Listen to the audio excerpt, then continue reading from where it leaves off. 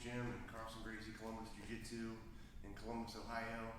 Been a little while since I've made any YouTube content, but it's a nice Saturday morning. There's no Buckeye game, so we can really kind of like slow down and chill out and talk about some stuff in our jiu-jitsu.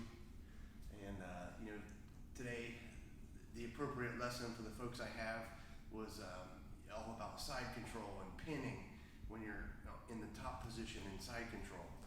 I have an earlier video that I made, and it said it was the Helson Gracie and Carlson Gracie, two different ways to pin in side control.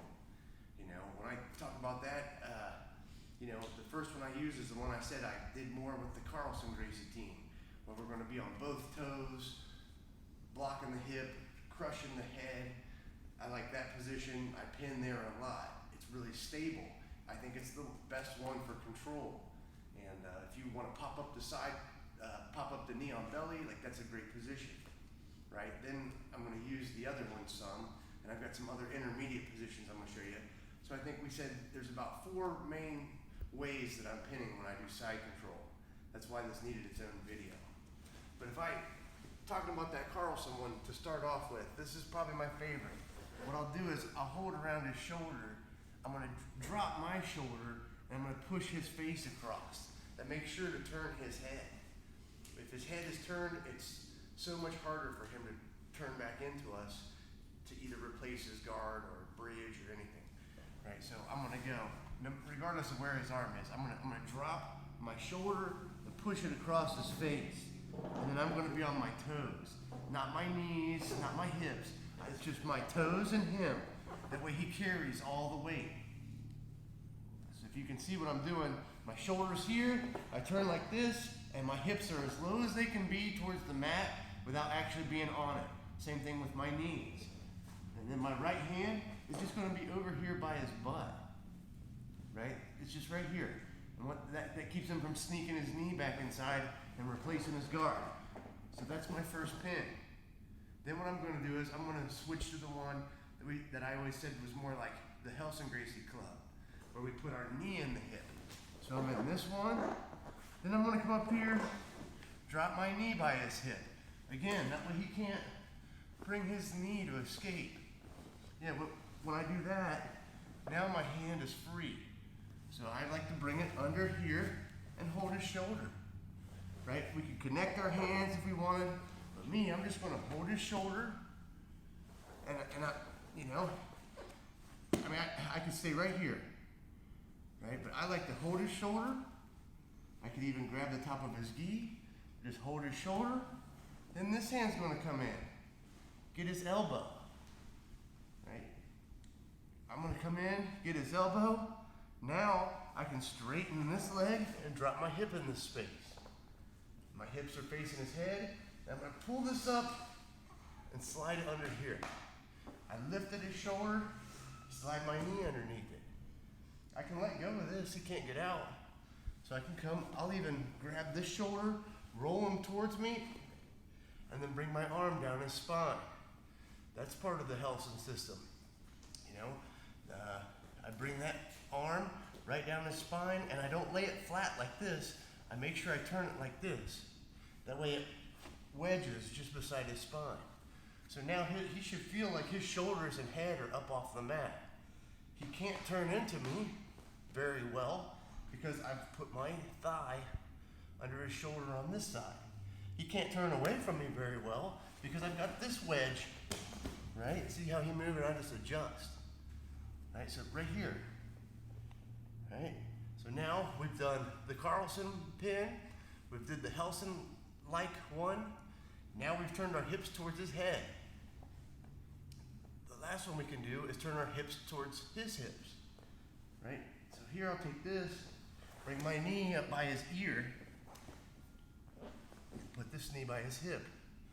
Now when I'm doing that, this arm is out of the equation. I can let go, and this hand's free. Right? I can keep it right here, bring my elbow by his head and keep the pin. What I like to do is roll his shoulder up and bring my arm down that side. Then I can let go with this arm, bring it over here. I can straighten this hip, then I turn back and face his legs. That's That's my way for doing these different pins. So this isn't first week stuff. It's not that hard. But if you bring a new white belt that hasn't been training 6 months in and you show them that, they're not going to get it. So what I do here is I let these guys roll for a little while. Come in and just get used to grappling. Hell, they're beginners. They're not going to be pinning anybody in side control for a long time. So the group I've got today, they're starting to grow teeth a little bit. They're actually able to attack some now, and they're on top in side control. So now it makes sense to start going through this a little bit. So that's, if you're teaching people, that's my advice to you, right? So like I said, from the beginning, I'm using this Carlson pin where I crush the head. It's the most stable. It's pretty much impossible to get out of if you just keep your stuff together. And oh, by the way, don't push your weight too far over. This is a little advanced, so I think the people watching probably know that mostly, but don't go too far over. I keep my weight on this side. When I'm ready, I drop my knee in his hip. That frees my hand. I might come under and hold his shoulder, right? Grab his arm. Straighten this leg over here. Drop my hip into that space. That's blocking his knee now. Sit to his head. If I feel so inclined, I lift that and put my leg under it. This one, I roll him up, wedge him, right? I'm gonna stay here. All the while, keeping my head down and tight. If it's up like this, it's bad news. He's gonna throw his leg over. We just don't want that. So you gotta stay tight down in here. Any motions he makes, we're gonna adjust with him. When I'm ready, I could just hold his elbow, or I could be over his arm, knee to the side of his head. This knee goes to his hip. If you want to, and incidentally, I've got tight hips. I'm not the best guy to talk about it, but you've got to keep your hips open on this, right? I can't be up on my knees because that raises me up, right? I got to open my knees. That brings my hips down to the mat, right? So now I'm pinning. I could roll this shoulder up again. Wedge. Hand right here. If I want to switch the last and final way and turn to face his hips, I can drop this hip. That way his arm's blocked. Bring my knee here. All right, now I'm facing his hips. Finally when we get this position, I'm staying down low. I might block here, or I might just straight arm this knee. All right, now we can start thinking about, are we going to mount him, or what are we going to do? That's a whole lesson in and of itself. But anyway, I want to make sure this is, captured for my students. Those are the 4 main positions that I use. The Carlson one, the Helson one, hips facing the head, hips facing the hips. If you can cycle through those 4, you're going to be set, and that's what I want all my people to be able to do. So hopefully you like it. Comment and let us know what you think. Start switching through those positions and ask questions. Thank you.